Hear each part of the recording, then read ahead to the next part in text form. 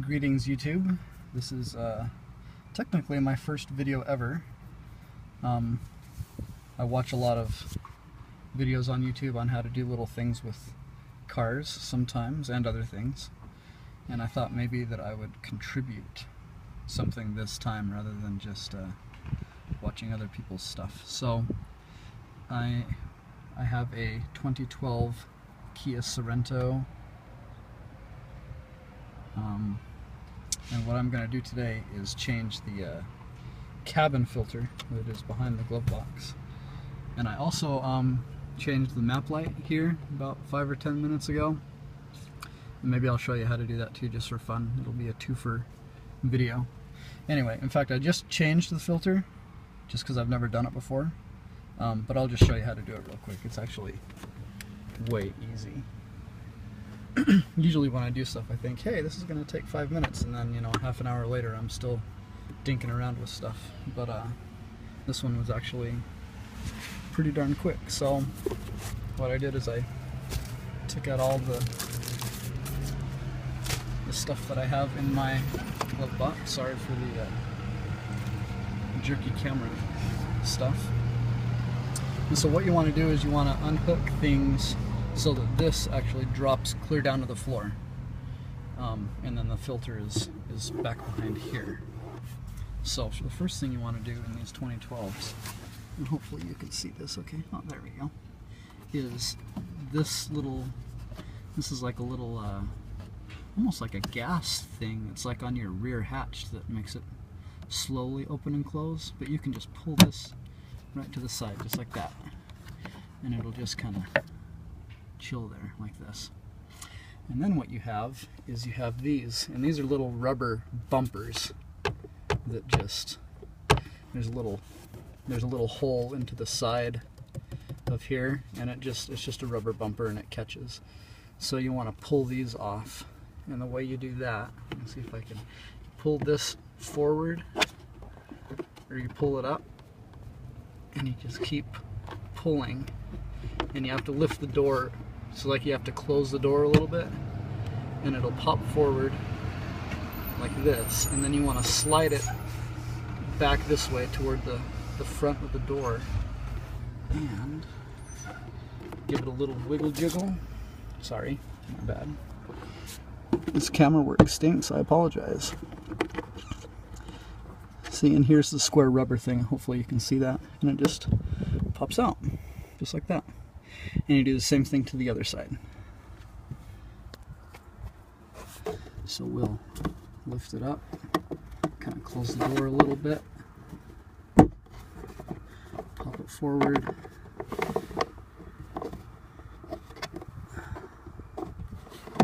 there we go.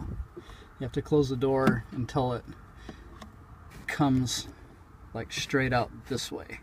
You have to line this hole up with the hole that's inside the other thing, and then it'll slide forward, and then you can drop your door down and it drops clear down, and then you've got this cover right here, covers it. So you've got a little, you're going to want to squeeze these this way, like pinch them, and it'll unhook, and then it lifts forward, and then on this side it just slides into the end there. See the little tab, and there's your filter. You just slide it straight out, and this, like I said, this is the new one,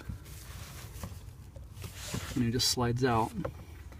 And you want to make sure that your airflow is down toward the floor of the car. So just pay attention to the old filter when you pull it out. How the airflow is facing, and then you just kind of shove it in there and put it, put everything back the way you took it off. Slide that in, clip that in, put the little rubber bumpers back in the side. See, here's the space that the rubber bumpers fit in. It's actually kind of a big space there, but they fit in that square there, and then they go inside here, and it's just a little rubber bumper. Nothing major. And here's the filters over here on the ground, the old one. And it's filled with a bunch of crud. I haven't replaced it in, well, since I've owned the car really, so it's been about 3 years. So it's pretty dirty. Then I went on what is it, Rock Auto or whatever, and got a little ATP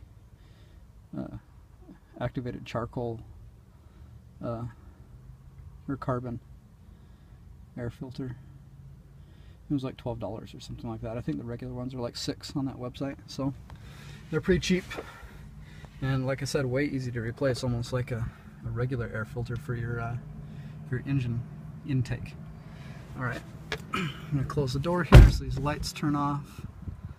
There they go, there they go. Alright, so map light. Right? I don't know if you can see it. Oh yeah, you can kind of. Focus, camera, focus. There's a little space right here, and then there's a little space over here.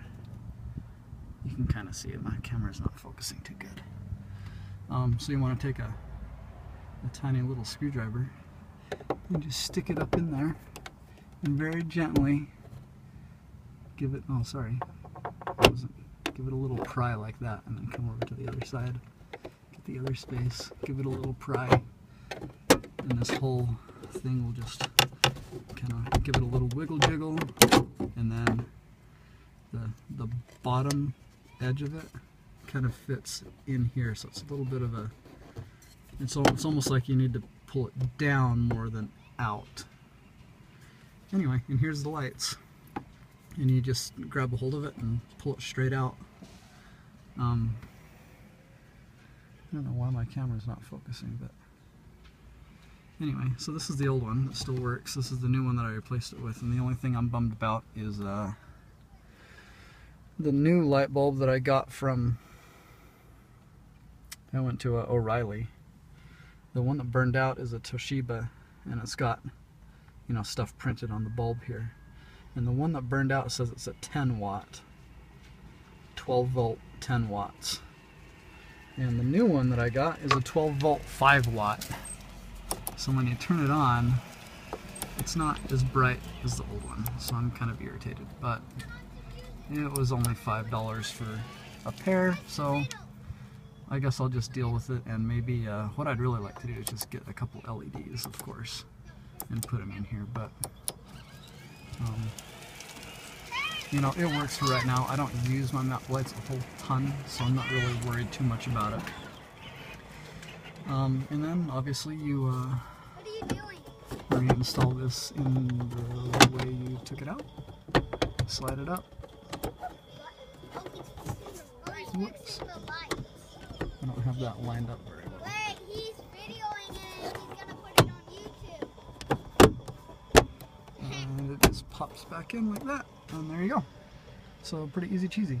And I would imagine that the dome light is exactly the same way if you need to replace your dome light. So hopefully this video is helpful. Sorry, I tend to mumble and talk to myself a lot. So anyways, have a good one, YouTube.